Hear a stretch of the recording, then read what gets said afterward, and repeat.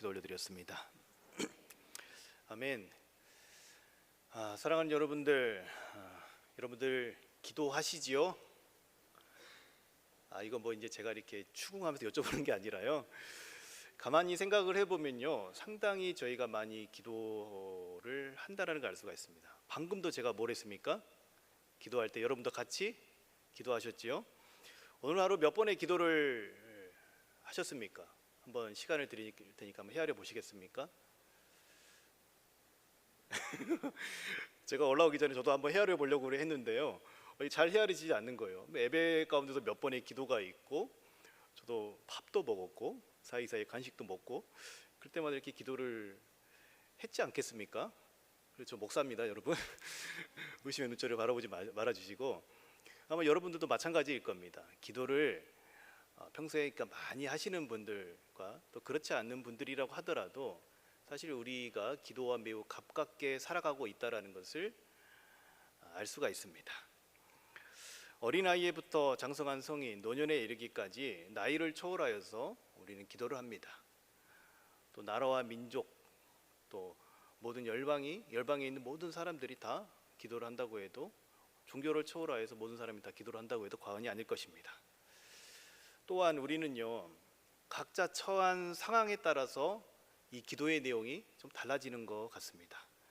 어떤 분들은 회개, 또 탄식, 간구, 또 어떤 분들은 나라와 민족을 위해서, 교회를 위해서, 어느 누군가를 위해서 수많은 내용들이 기도 가운데 담겨서 우리 하나님께 이렇게 올려드리죠.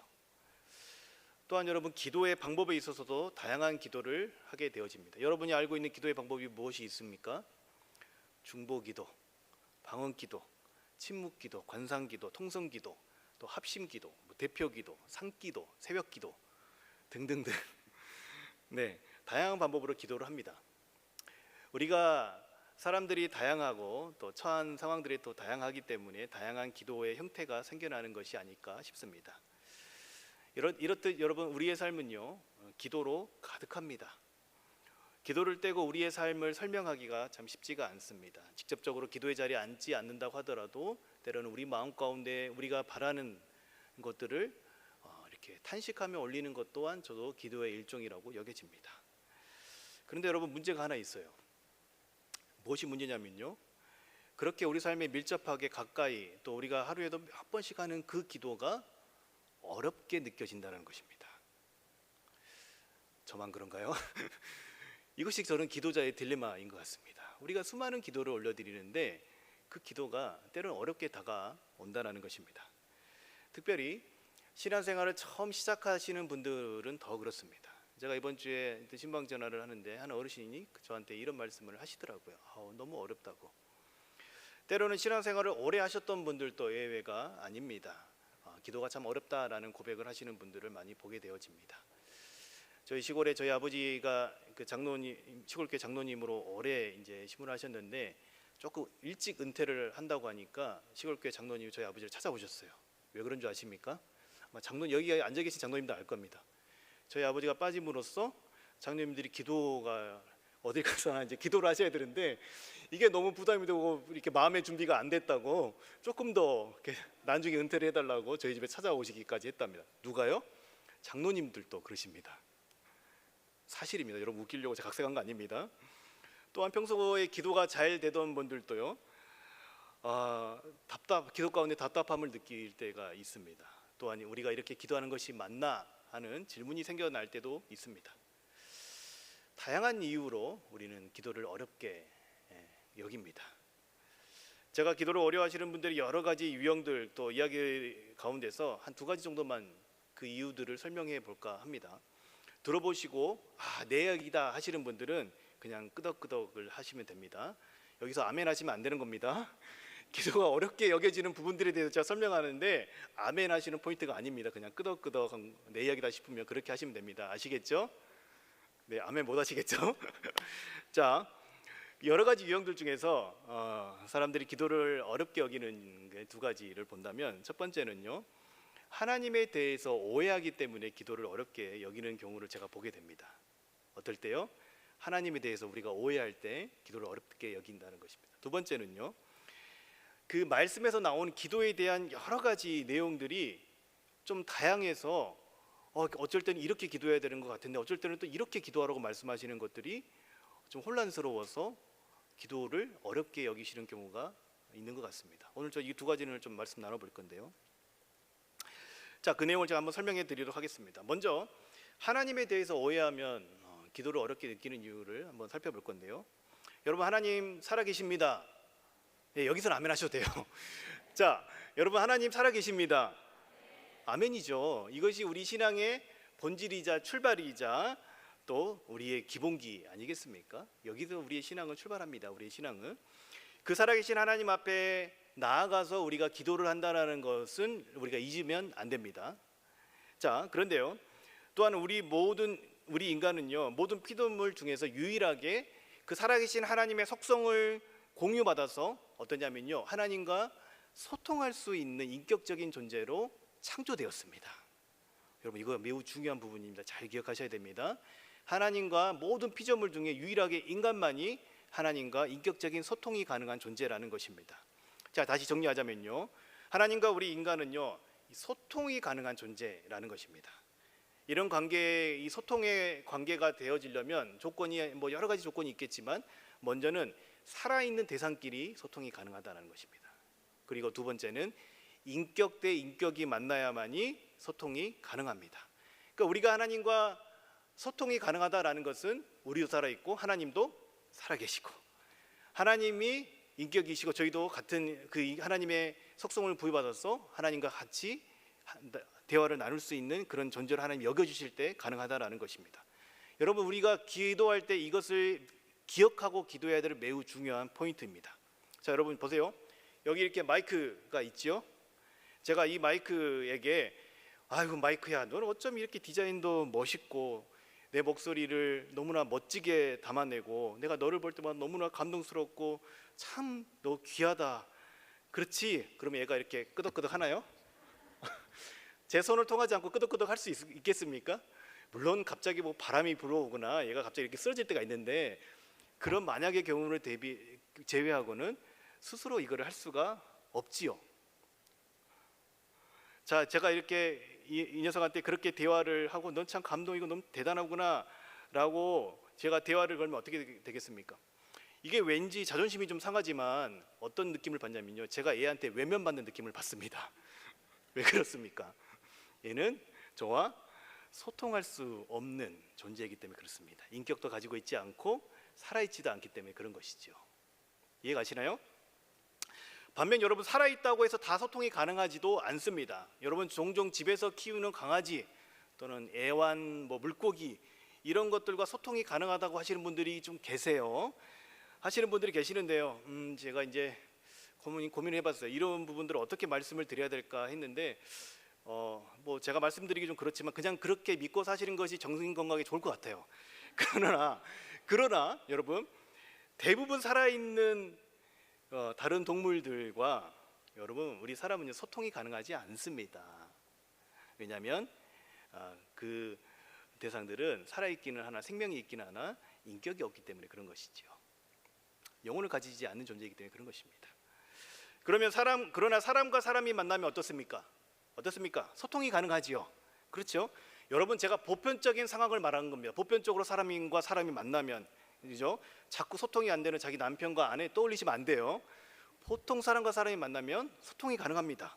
왜 그렇습니까? 살아있고 인격 대 인격이 만나기 때문에 그런 것이죠. 제가 예배 시간 그 30분 전에 1층 로비에서 항상 제가 이제 안내를 서는데요. 안내를 하면서 성도님들을 이렇게 맞이하다 보면요, 기이한 광경을 매번 보게 됩니다. 어떤 광경을 보게 되냐면요, 남성들은 좀 제외예요. 우리 여성, 우리 집사님들, 권사님들 정말 대단한 능력을 가졌어요. 저는 그분들을 보면서 참 많이 배우는데 어떤 거냐면요, 일단 만나면요 칭찬부터 하고 봐요. 딱 보면 뭘 칭찬해 주는지 보인가 봅니다. 그래서요, 뭐가 예쁘다, 집사님 오늘따라 뭐가 잘 어울려요, 날씬해 보여요, 옷이 잘 어울려요, 화장을 잘 받았어요, 뭐 하나라도 이렇게 칭찬해 줍니다. 과한 칭찬으로 저는요 상대를 현혹시킨다고 봅니다. 자, 그런데요, 절대 거기서 끝나지 않아요. 그렇게 현혹된 분은요 반드시 자신을 현혹시킨 그분을 또다시 현혹시켜 줍니다.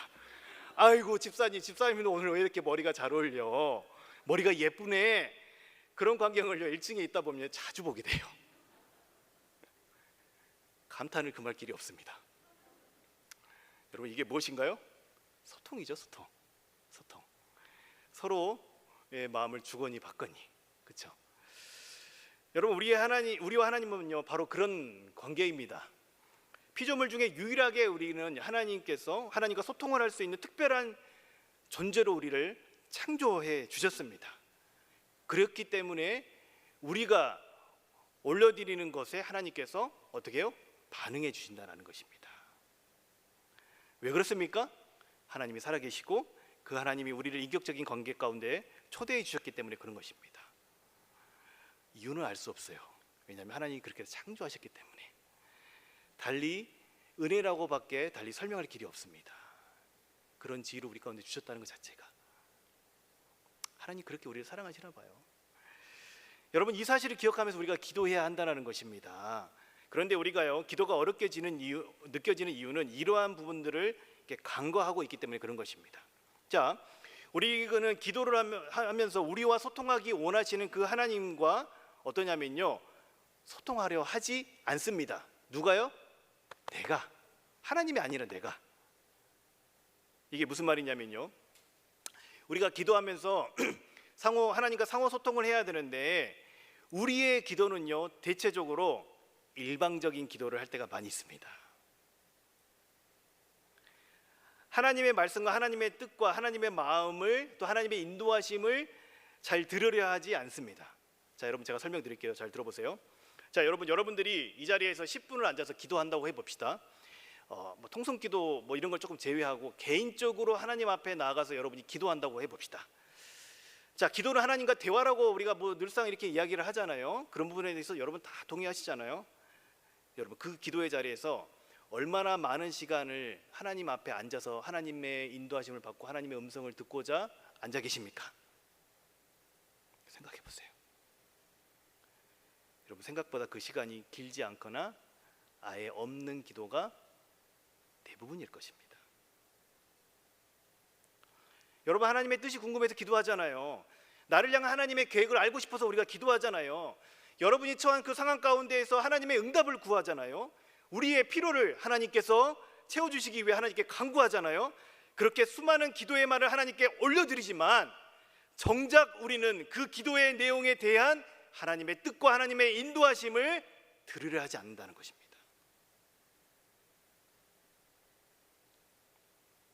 여러분, 이러한 우리의 모습을 보면, 우리의 기도의 모습을 보면 어떤 생각이 드십니까? 소통이 되지 않고 있다라고는 생각이 들지 않으십니까? 제가 여러분 질문 드려볼게요. 나는 일방적인 기도를 하고 있는 것 같다라고 여겨지시는 분들 기지개 켜는 척 하시면서 손을 드셔도 됩니다. 이렇게 기지개. 네, 저만 그런가 봐요. 아마 대부분의 우리 신자들의 기도가 저는 이러지 않을까 싶습니다.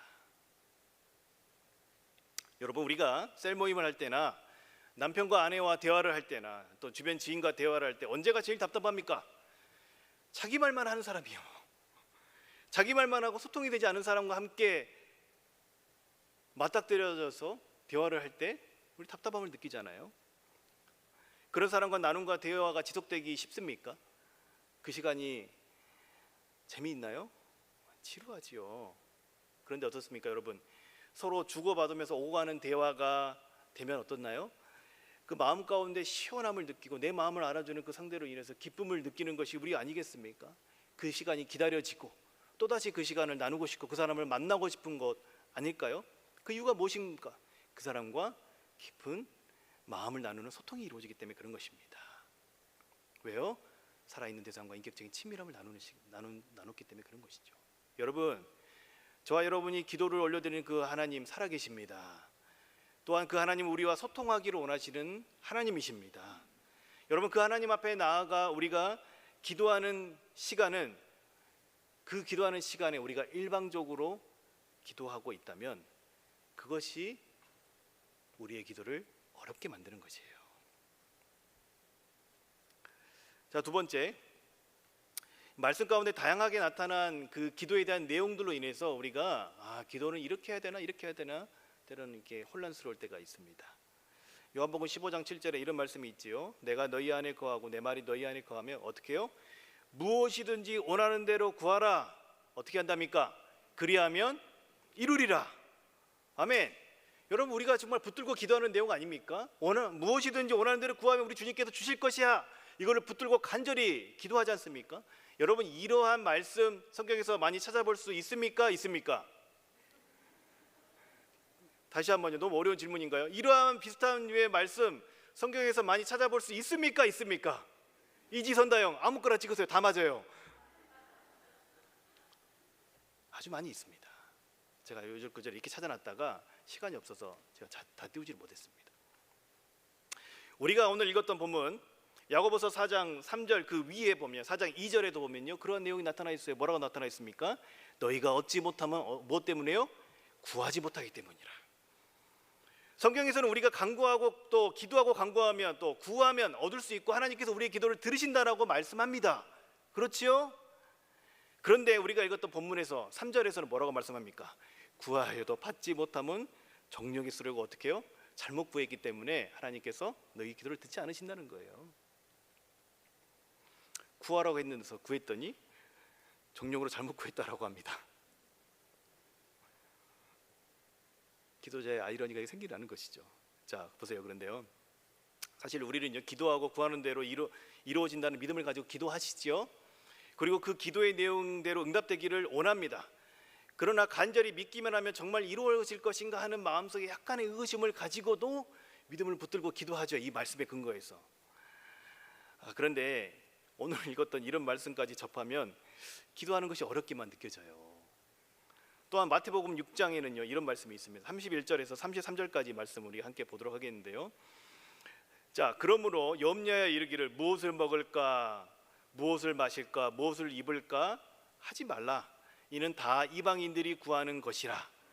그렇죠? 우리 기도의 제목이 내용이 여기 다 들어가 있잖아요. 무엇을 먹을까, 마실까, 입을까 하는데 그거 다 이방인들이 구하는 것이래요. 너희 하늘 아버지께서 이 모든 것이 너희에게 있어야 할 줄을 아시느니라. 하나님 다 알고 계신데요. 그러면서 33절에 뭐라고 말씀합니까? 그런즉 너희는 먼저 그의 나라와 그의 의를 구하라. 그리하면 이 모든 것을 어떻게 해요? 너희에게 더하신다고 말씀하십니다. 자, 오늘 본문 말씀이나 이런 마태복음 6장 말씀을 보면요, 심지어 어떻습니까? 우리가 우리의 필요를 구하는 기도를도 하면 될 것 같아요? 안 될 것 같아요? 유도신문 아니에요. 안 될 것 같지 않습니까? 이 말씀만 딱 놓고 보면 그렇죠?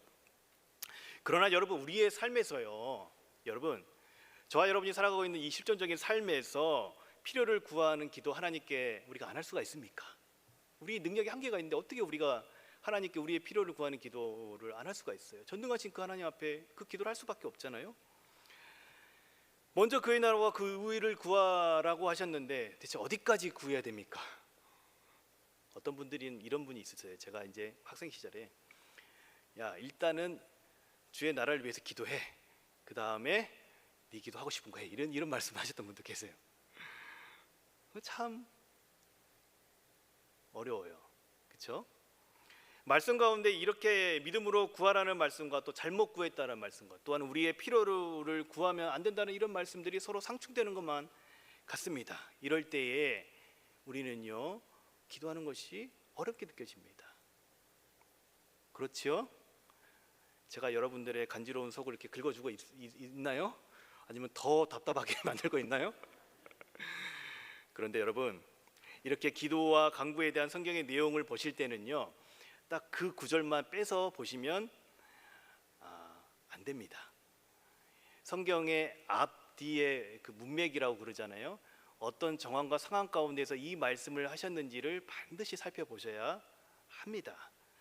각각의 상황 가운데서 기도에 대해서 하나님께서 말씀을 하시는 것이기 때문에 그 상황 가운데서 왜 이 말씀을 하셨는지를 살펴보셔야만 하는 것입니다. 그래서 그러한 문맥적 상황을 배제하고 그 구절만 보면 성경의 각각의 내용들이 서로 이렇게 제가 오늘 말씀드린 것처럼 이렇게 서로 충돌하는 것처럼 보여집니다. 그러나 성경은요, 어떠한 내용도 서로 충돌하지 않습니다. 통일성과 다양성을 가지고 그 안에서 한 마음 하나의 메시지를 우리 가운데 전해 줍니다. 무엇이 다릅니까? 그 말씀이 하고 있는 상황이 다를 뿐입니다. 대상들의 상황이 다를 뿐입니다.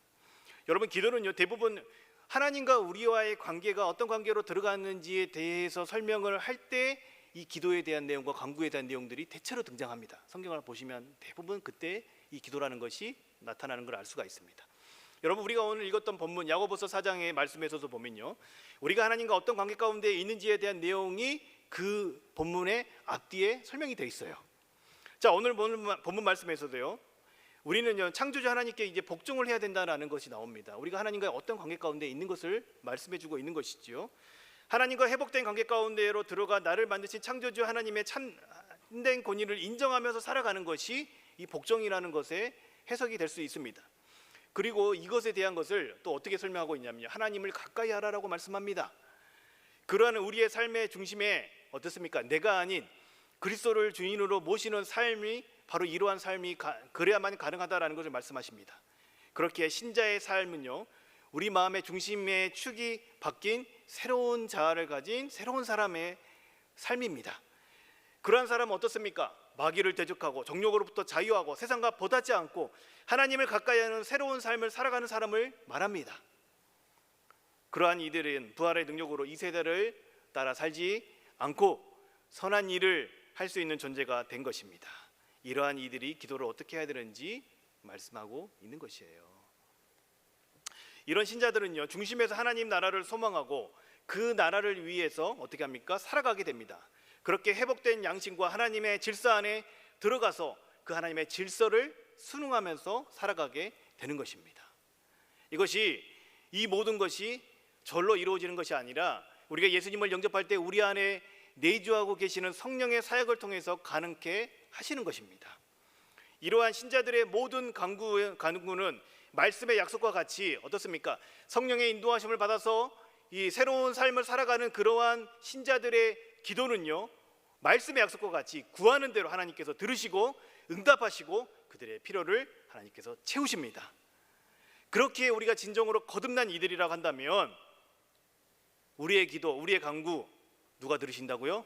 하나님이 들으시고 하나님이 응답하십니다.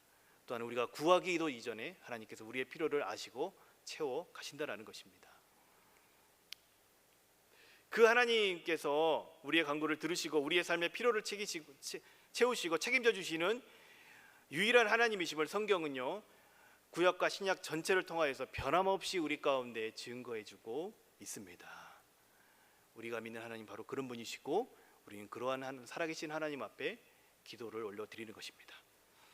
자, 여러분, 제가 말씀드렸던 이 두 가지만 조금 해결돼도 여러분 기도가 조금 더 쉬워질 것 같으시죠? 네, 아멘 한번 해주세요. 이거 아멘 하셔도 돼요. 이제부터 아멘 하셔도 돼요. 아, 그래서 아멘 안 하시는구나. 아까 끝났어요, 그거는. 자, 여러분, 이 두 가지만 해결돼도 여러분 기도가 어렵지 조금 더 쉽게 다가오실 것 같으시죠?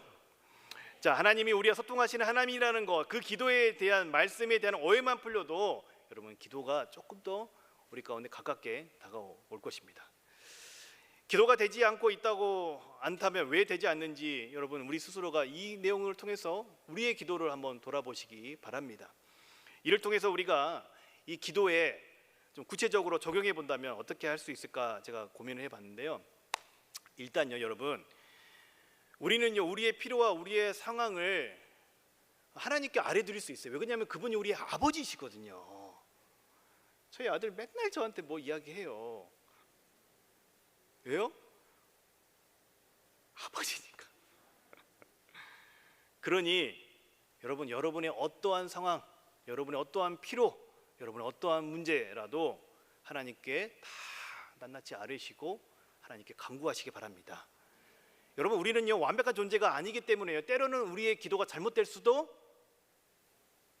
있어요. 인정해야 돼요. 저희가 하나님 앞에 너무 완벽한 모습으로 나가려고 하시면 안 됩니다. 때로는 우리가 연약하기 때문에 잘못된 기도를 올려드릴 때도 있습니다. 그러나 괜찮습니다. 어떠한 내용이라도 여러분, 우리 아버지 되어주시는 그 하나님 앞에 나아가 간구하시고 기도하십시오. 악하고 죄 짓는 것, 누구 하나님 발목 좀 부러지게, 이런 기도 이런 거 말고요. 악하고 죄 짓는 거 우리 양심에 찔리는 그런 내용이 아니라면 저는요 어떠한 간구의 내용도 하나님께 기도하는 거 가능하다고 봅니다. 있는 모습 그대로, 여러분 있는 모습 그대로, 여러분의 탄식이 마음에서 올라나오면 그 탄식을 가지고 나아가세요. 괜찮습니다. 기도를 하는 것이 중요합니다. 그리고 그러한 내용을 가지고 나아가는 그 대상, 우리가 기도하고 있는 그 대상이 누구인지 여러분 기억해야 됩니다. 바로 살아계신 하나님입니다. 그 하나님 앞에 나아가 깊고 친밀한 소통을 나누는 시간이 기도의 시간이라는 걸 여러분 기억해야 하는 것입니다. 그러니 제발 여러분 우리의 간구만 올려드리는 일방적인 기도하지 마시고 나의 기도의 말을 올려드리고 하나님 앞에 나아가 분별하시면서 하나님의 뜻을 묻고 그분의 인도하심을 받는 시간을 기도의 시간 가운데 반드시 가지시기 바랍니다. 이러한 행위는요 우리가 정말 하나님 앞에 우리의 기도만을 올려드리고 그 하나님의 뜻이 무엇인지 분별하고 듣는 시간을 갖는 것은요 이러한 행위 자체는요 그 하나님을 살아계신 분으로 인정하는 우리의 신앙 고백이라고 저는 여겨집니다. 이럴 때에 우리 안에 내주하시는 주의 성령께서 때로는 말씀으로 때로는 상황 가운데에 하나님의 뜻이 무엇인지 깨닫게 하시고 우리를 인도하십니다. 그리고 그것을 말씀 가운데 분별하는 시간을 가지다 보면 여러분 어떻게 되냐면요 그렇게 하나님 앞에 우리의 기도를 분별하는 시간을 갖다 보면 어떻게 되냐면 우리 기도 자체가 순수해져요. 때로는 우리가 완벽하지 못해서 우리의 정욕으로 하나님 앞에 구했다고 하더라도 그러한 과정을 통해서 어떻습니까? 우리의 기도가 하나님 뜻에 맞는 기도로 탈바꿈하게 되어집니다. 왜 그럴까요? 로마서 8장 26절에서 이렇게 말씀하고 있습니다. 이와 같이 성령도 우리의 연약함을 도우시나니 우리는 마땅히 기도할 바를 어떻게 해요? 알지 못하나 오직 성령이 말할 수 없는 탄식으로 우리를 위하여 어떻게 해요? 친히 간구하시느니라. 아멘. 우리가 기도 가운데 살아계신 하나님께 듣고 반응하고자 할 때 우리 안에 내주하시는 성령께서 이러한 일을 하신다는 것입니다. 여러분 이것이 우리가 예수를 주로 고백함으로써 성령이 내주하시기 때문에 우리의 기도가 이런 기도가 가능하다는 것입니다. 그러니 성도 여러분 기도 어려워하지 마시고 좀 서투면 어떻습니까? 기도의 말이 좀 어눌하면 어떻습니까? 성경 구절 막 인용하지 못하고 막 그러면 좀 어떻습니까? 살아계시는 우리 아버지 앞에 나아가는 건데요. 있는 모습 그대로 어려워하지 마시고 하나님 앞에 나아가십시오. 죄 지었으면 죄 지은 그 모습 그대로 살아계신 하나님 앞에 예수 그리스도의 보혈을 의지하여 담대히 나아가는 여러분의 그 어떤 것이라도 여러분 토로하십시오. 성령께서 그렇게 나오는 이들을 도우실 것입니다. 여러분 이 약속을 믿고 나아가면 되는 것입니다. 그리고 자신만의 언어로 자신만의 말로 그렇게 기도하십시오. 순수한 기도. 그리고 그분의 인도하심을 어떻게 해요? 기다리시고 들으시고 성령과 말씀으로 분별하여 하나님과 소통하는 시간을 반드시 갖기 바랍니다.